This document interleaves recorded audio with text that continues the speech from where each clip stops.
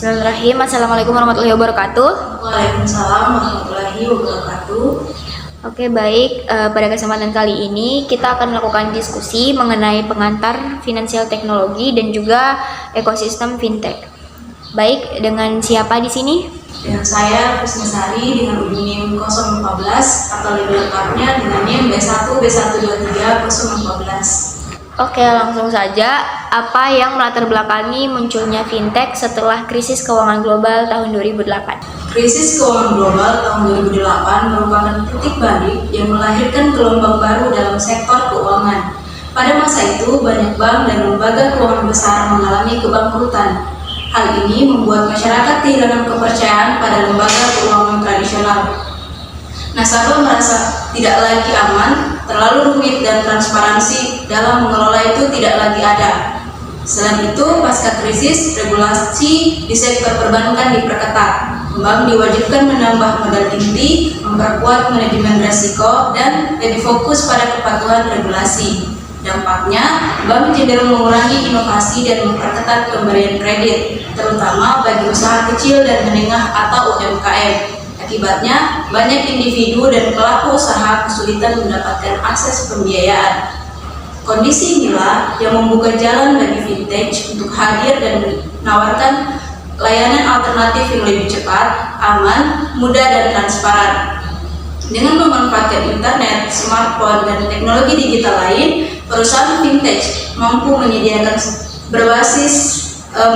pinjaman berbasis P2P lending, dompet digital, dan mobile payment, hingga mata uang kripto seperti Bitcoin yang lahir pada tahun 2009 sebagai respon terhadap krisis tahun 2008 tersebut. Jadi, faktor utama yang melatar belakangi lahirnya fintech setelah krisis 2008 adalah menurunnya kepercayaan terhadap bank, ketatnya regulasi, sulitnya akses pembiayaan, serta dukungan kemajuan teknologi digital. Oke. Jadi itu yang latar belakang fintech. Nah, sekarang kira-kira apa sih definisi fintech tapi menurut beberapa ahli? Gitu. Apa sih? Yang pertama itu ada menurut Friedman tahun 2006, fintech sendiri adalah sebuah industri yang memanfaatkan teknologi untuk meningkatkan layanan keuangan. Definisi ini menekankan pada era teknologi sebagai alat untuk memperbaiki efisiensi. Ahli yang kedua itu menurut Christie dan Barberis 2016 memberikan definisi lebih luas, yaitu fintech sebagai inovasi di sektor keuangan yang menghasilkan model bisnis, aplikasi, proses, dan produk baru yang dapat berdampak besar pada layanan keuangan tradisional. Fokusnya pada sifat destruktif dan inovasi fintech. Sementara itu, Nicolet tahun 2017 mendefinisikan fintech sebagai integrasi antara keuangan dan teknologi yang bertujuan meningkatkan kualitas layanan keuangan melalui inovasi digital.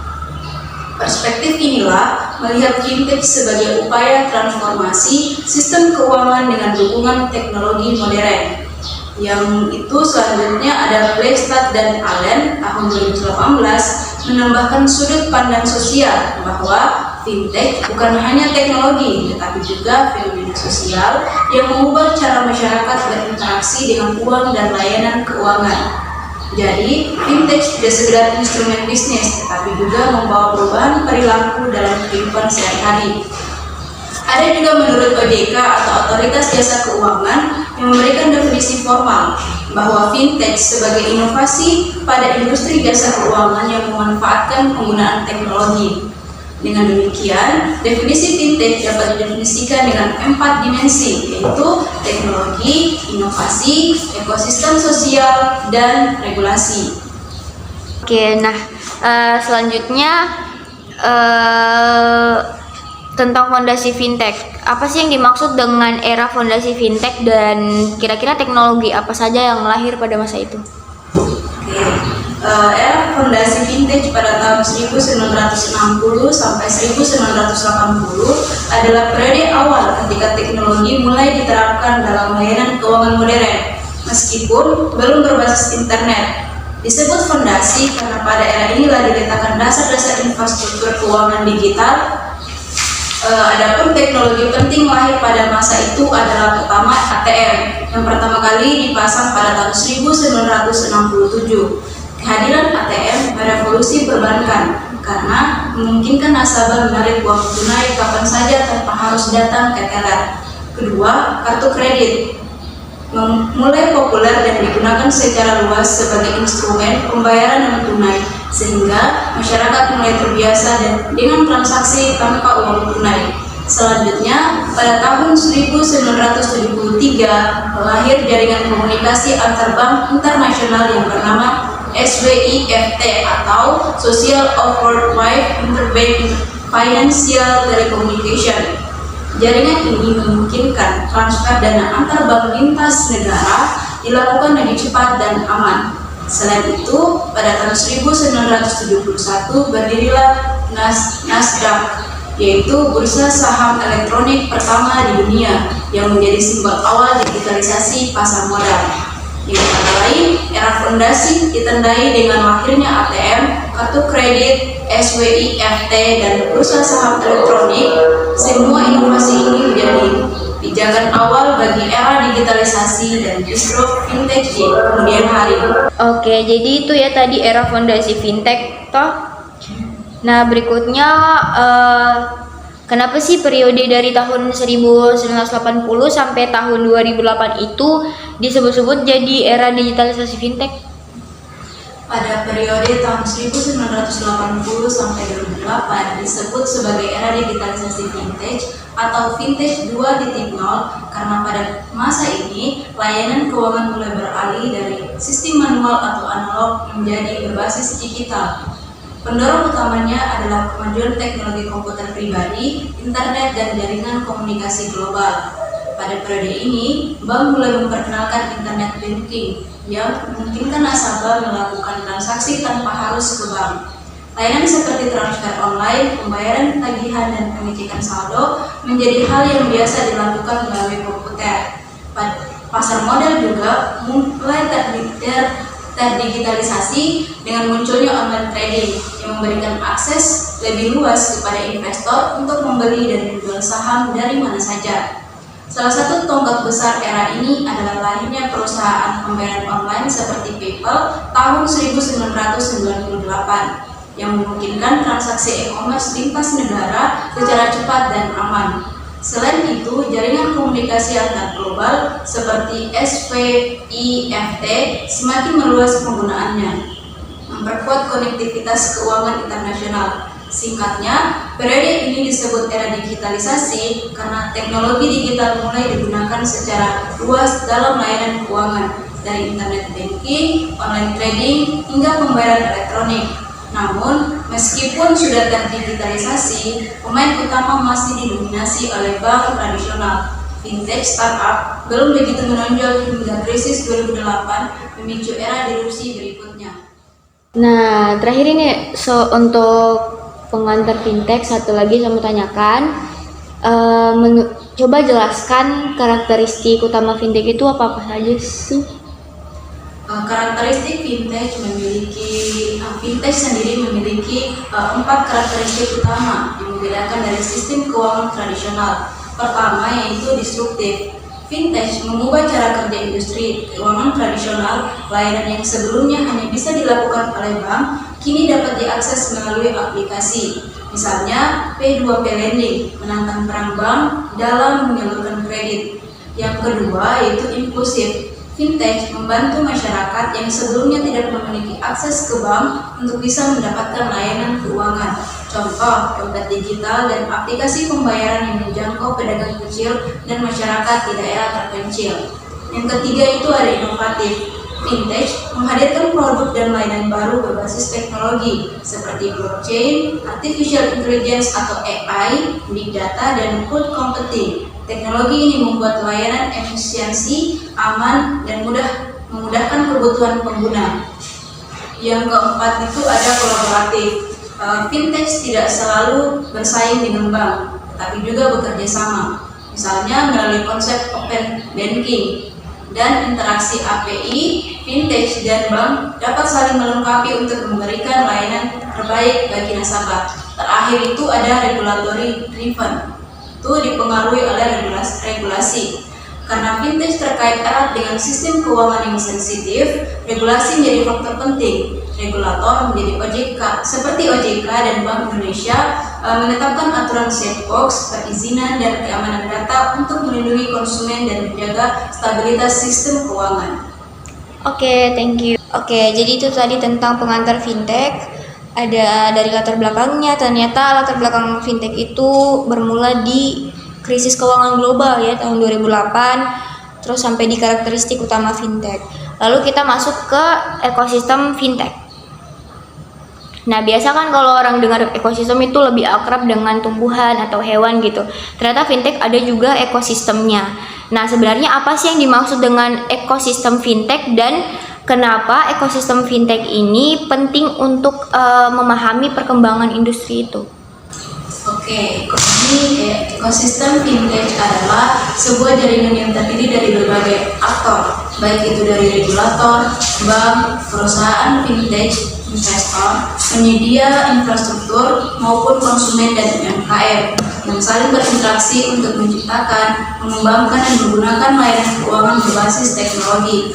Konsep ini penting karena fintech tidak dapat berkembang sendirian. Misalnya startup fintech membutuhkan dukungan infrastruktur digital seperti cloud, big data, blockchain, regulasi yang jelas dari pemerintah, kolaborasi dengan bank, serta penerimaan dari konsumen dan UMKM.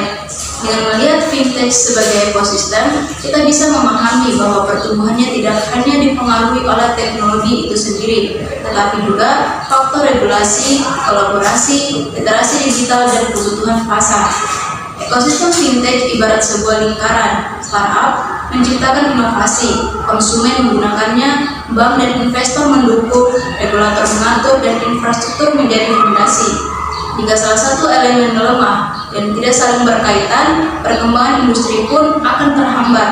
Karena itu, konsep ekosistem penting untuk memahami bagaimana fintech bertumbuh dan berkelanjutan.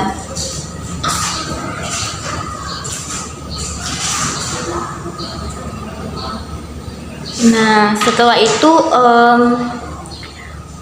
siapa sebenarnya aktor-aktor utama atau pemeran utama ini dalam ekosistem fintech itu sendiri dan kira-kira perannya mereka itu apa?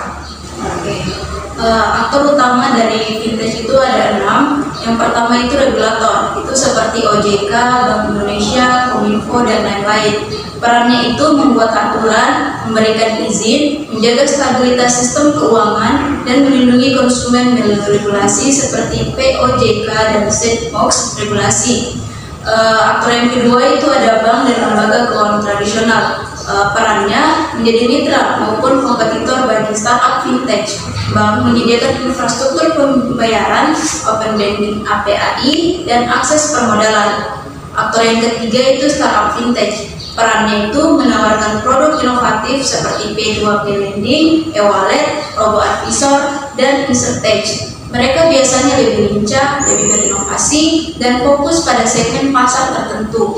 Aktor yang keempat itu investor dan venture capital, di mana perannya itu memberikan modal untuk mendukung pertumbuhan startup fintech, baik dalam tahap awal atau seed funding dan hingga ekspansi. Aktor yang kelima itu konsumen dan UMKM. Perannya itu menjadi pusat ekosistem karena mereka adalah pengguna akhir layanan. Tingkat adopsi masyarakat menentukan keberhasilan fintech. Terakhir yaitu penyedia infrastruktur teknologi seperti perusahaan cloud, big data analytics, dan penyedia keamanan siber yang mendukung jalannya operasional fintech. Setiap aktor ini memiliki peran saling melengkapi. Regulasi menciptakan kepastian, startup menciptakan inovasi, bank memberikan dukungan sistem, investor menyuntik dana, sementara konsumen menjadi tolak ukur keberhasilan. Oke, lanjut. Nah, ternyata itu tadi ada aktor-aktor utama fintech dari apa tadi? Dari regulator, Regulator. ada bank dan lembaga keuangan tradisional, kemudian ada startup fintech, kemudian investor atau pendana, kelima itu konsumen, dan UMKM, terakhir itu penyedia infrastruktur. Oke, ternyata banyak juga di aktor-aktor di ekosistem fintech itu. Nah, selain aktor-aktor utama tadi, sebenarnya apa sih kayak komponen utama yang membentuk rantai nilai fintech itu? Oke, komponen utama yang membentuk rantai nilai itu ada keempat komponen dia. Itu seperti enablers, kemudian providers, dan channels. Terakhir itu ada users. Enablers menciptakan peluang dan lingkungan bagi lahirnya inovasi. Provider sendiri merancang dan menawarkan solusi finansial inovatif. Channels menyampaikan solusi tersebut secara efektif kepada users. Sementara user sendiri adalah mendorong peningkatan dan lahirnya inovasi baru. Nah, ternyata ada 4 di komponen utama dari fintech, ada enablers dan yang lainnya. Nah, sekarang kalau fintech itu kan terbagi jadi beberapa kategori kan, ada kategori utamanya gitu kan. Coba sebutkan dan jelaskan kategori utama dari fintech dan juga coba sebutkan contohnya. Oke, kategori fintech dapat dibagi menjadi beberapa kelompok atau kategori utama. Yang pertama itu ada payment atau pembayaran dan e-wallet, di mana menyediakan layanan pembayaran digital, transfer uang, dan dompet digital. Contohnya seperti GoPay, OVO, Dana, Link Aja. Yang kedua itu ada lending, pinjaman berbasis teknologi, yaitu mempertemukan pemberi pinjaman dengan pinjaman tanpa melalui bank. Contohnya Investri, Modalku, Coinworks. Yang ketiga itu ada wealth management dan investment, itu memberikan layanan investasi berbasis digital seperti robo advisor atau aplikasi investasi. Contohnya Bibit, Ajaib, Beraksi. Keempat itu ada Insurtech atau asuransi berbasis teknologi, digitalisasi produk dan layanan asuransi agar lebih mudah dijangkau. Contohnya Kuala, Pasar Polis. Kelima itu ada blockchain dan cryptocurrency, itu menggunakan teknologi blockchain untuk transaksi kripto dan smart contract. Contoh Indodax, toko kripto, dan Pintu. Terakhir itu ada RegTech atau regulatory teknologi, yaitu teknologi yang membantu lembaga keuangan memenuhi aturan secara lebih efisien. Contohnya aplikasi anti-money laundering atau AML berbasis AI. Kategori tersebut mencerminkan luasnya cakupan fintech, mulai dari pembayaran sehari-hari hingga investasi dan asuransi. Oke, jadi itu beberapa kategori di fintech. Nah, fintech ini kan salah satu sebuah terobosan gitu kan. Jadi tidak mungkin tidak ada tantangan utama yang dihadapi dari fintech ini. Nah, sekarang coba sebutkan tantangan utama yang dihadapi ekosistem fintech di Indonesia, baik dari sisi regulasinya ataupun juga dari sisi teknologinya. Ekosistem fintech di Indonesia memiliki peluang besar, tetapi juga menghadapi sejumlah tantangan serius. Ada 2 kategori itu yang dilihat. Pertama dari sisi regulasi. Adapun tantangan-tantangan itu seperti pertama, belum semua model bisnis fintech memiliki payung hukum yang jelas atau hukum yang jelas. Yang kedua itu peraturan yang ketat, terkadang membuat inovasi terhambat. Yang ketiga itu perlindungan konsumen masih menjadi isu, terutama terkait pinjaman online digital atau pinjaman online ilegal. Yang keempat itu ada koordinasi antar regulator, itu OJK, BI, Kominfo masih perlu diperkuat. Adapun dari sisi teknologi, tantangan-tantangan yang sering dihadapi ekosistem fintech itu pertama, ancaman keamanan cyber atau cyber security, seperti peretasan data, pencurian identitas, dan kebocoran informasi pribadi. Yang kedua itu ada infrastruktur digital belum merata, terutama di daerah pedesaan yang akses internetnya terbatas. Ketiga, tantangan dalam pengelolaan big data terkait privasi dan kualitas data. Terakhir itu ada tingkat literasi keuangan dan literasi digital masyarakat masih rendah sehingga menghambat adopsi. Secara keseluruhan, tantangan ekosistem fintech di Indonesia terletak pada keseimbangan antara inovasi, keamanan, literasi, dan regulasi. Jika tantangan ini dapat diatasi, Indonesia memiliki potensi besar menjadi salah satu pusat pertumbuhan fintech di Asia. Nah, ternyata itu tadi ada banyak sekali tantangan-tantangan yang dihadapi dari ekosistem fintech, baik dari sisi regulasi ataupun teknologi. Ternyata kalau fintech itu tidak bisa diatur terlalu ketat, takutnya menghambat inovasi, tapi juga tidak boleh terlalu longgar gitu kan. Nanti ada banyak penyalahgunaan di situ. Nah, selanjutnya tadi kan selain regulasi ada teknologi, kan kita sempat singgung teknologi. Nah, sekarang coba jelaskan nih tentang teknologi pemungkin dalam fintech yang mungkin kamu tahu. Oke, fintech tidak dapat berjalan tanpa adanya teknologi pemungkin atau enabling teknologis yang menjadi fondasi operasionalnya. Adapun beberapa teknologi utama yang mendorong perkembangan fintech antara lain yang pertama itu big data dan analisis, yaitu digunakan untuk mengelola data transaksi, perilaku konsumen, hingga pola pinjaman. Dengan analisis data, fintech bisa memberikan layanan yang lebih personal. Dua, artificial intelligence atau AI atau machine learning, di mana berperan membantu proses otomatisasi layanan seperti robot advisor untuk investasi, chatbot untuk layanan pelanggan, hingga sistem scoring kredit berbasis algoritma. AI memungkinkan keputusan lebih cepat dengan biaya lebih rendah. Ketiga itu blockchain dan distributed ledger teknologi atau DLT, di mana berperan menjamin keamanan dan transparansi transaksi. Teknologi ini dipakai dengan cryptocurrency, smart contract, hingga cross-border payment yang lebih efisien. Keempat itu ada cloud computing, berperan menyediakan infrastruktur IT yang fleksibel, hemat biaya dan scalable. Startup fintech bisa menyimpan data, mengelola transaksi, dan mengembangkan aplikasi tanpa harus membangun server sendiri. Keempat itu Application Programming Interface atau API, yaitu memungkinkan integrasi antara bank dan aplikasi fintech. Contohnya layanan pembayaran e-wallet bisa terhubung langsung ke rekening bank melalui API. Terakhir itu ada biometrik dan cyber security technology, berperan menjamin keamanan data pengguna dengan otentik sidik jari, face recognition, enkripsi, serta sistem anti-fraud. Teknologi pemungkin ini adalah tulang punggung fintech. Tanpa dukungan teknologi modern, layanan fintech tidak bisa mencapai skala yang cepat, aman, dan inklusif. Oke, jadi itu tadi ada beberapa teknologi pemungkin dalam fintech ya. Ternyata ada banyak sekali, ada AI dan yang lainnya. Nah, sekarang apa sih tantangan utama yang dihadapi dalam kita memanfaatkan big data di ekosistem fintech, khususnya ini terkait dengan privasi, infrastruktur, dan kualitas data itu sendiri?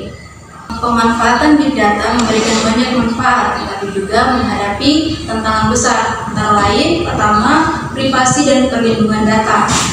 Data penggunaan fintech sangat sensitif, mulai dari informasi pribadi, histori transaksi, hingga rekam jejak digital. Tantangan utamanya adalah bagaimana perusahaan mengelola data tanpa melanggar privasi konsumen.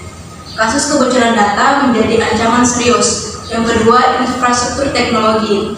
Untuk mengelola big data dibutuhkan infrastruktur yang kuat seperti server berkapasitas tinggi, cloud computing, dan sistem keamanan canggih. Indonesia, keterbatasan infrastruktur, terutama di daerah terpencil, masih menjadi hambatan. Yang ketiga itu kualitas dan keakuratan data. Data yang besar belum tentu berkualitas. Banyak data yang tidak terstruktur, duplikat, dan tidak relevan. Hal ini bisa menyebabkan hasil analisis menjadi bias dan keputusan salah, misalnya dalam penilaian kredit. Terakhir itu kepatuhan. Penggunaan big data harus sesuai dengan regulasi peraturan perlindungan data pribadi. Regulasi seperti Undang-Undang Perlindungan Data Pribadi atau PDP Indonesia menuntut fintech lebih berhati-hati dalam memanfaatkan data. Jadi tantangan utama adalah menjaga keseimbangan antara pemanfaatan big data untuk inovasi dan perlindungan data demi menjaga kepercayaan konsumen. Nah, selanjutnya kan tadi sudah sempat juga kita singgung ya tentang regulator, itu ada OJK atau Otoritas Jasa Keuangan, dan juga Bank Indonesia sebagai keduanya ini regulator utama ya di fintech. Nah, sebenarnya apakah hubungan antara regulator ini dengan pelaku fintech dalam menjaga stabilitas keuangan?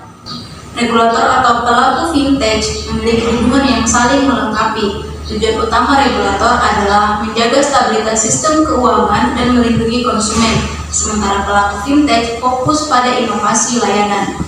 Beberapa bentuk hubungan tersebut antara lain, pertama, regulasi dan pengawasan. OJK dan Bank BI atau Bank Indonesia membuat aturan seperti POJK tentang vintage lending, sistem pembayaran, hingga regulasi sandbox. Sandbox memungkinkan startup vintage menguji produk dengan pengawasan ketat sebelum dipasarkan luas. Kedua, ada kolaborasi dalam sistem pembayaran. Bank Indonesia mengeluarkan kebijakan seperti KRIS agar vintage dan bank bisa saling terhubung dalam sistem pembayaran nasional. Yang ketiga itu ada edukasi dan literasi. Regulator bekerja sama dengan pelaku vintage untuk meningkatkan literasi keuangan digital masyarakat agar layanan bisa digunakan dengan bijak. Terakhir itu ada pencegahan risiko sistematik. Regulator memantau potensi risiko seperti pinjaman online ilegal, pencucian uang, atau pendanaan terorisme yang bisa mengganggu stabilitas keuangan. Baik, sampai dengan terorisme ternyata diawasi ya oleh OJK dan juga Bank Indonesia supaya fintech ini tetap supaya keuangan tetap stabil gitu kan. Nah, selanjutnya coba kita bahas nih tentang kolaborasi. Sebenarnya bagaimanakah kolaborasi antara bank, regulator, dan juga startup fintech dapat menciptakan inovasi keuangan yang berkelanjutan? Bagaimana itu? Oke, bank memiliki jaringan luas, basis nasabah, serta infrastruktur keuangan yang sudah mapan. Sementara startup fintech membawa inovasi, kelincahan, dan teknologi digital yang bisa meningkatkan efisiensi serta pengalaman pelanggan. Yang ketiga itu regulator, seperti OJK dan BI, memberikan kerangka hukum, menjaga stabilitas, serta melindungi konsumen. Ketiganya dapat menciptakan inovasi berkelanjutan melalui pertama, open banking dan API. Bank membuka dana transaksi atau data transaksi melalui API sehingga startup fintech bisa membuat aplikasi yang lebih inovatif. Yang kedua itu ada sistem pembayaran terintegrasi. Kolaborasi bank dan e-wallet dalam ekosistem KRIS mempermudah masyarakat bertransaksi digital. Terakhir itu ada pendanaan UMKM. Startup lending bekerja sama dengan bank untuk memperluas akses kredit UMKM dengan skema digital. Kolaborasi ini penting karena inovasi hanya bisa berkelanjutan jika inovasi fintech mendapat dukungan infrastruktur, bank, dan kepastian hukum dari regulator.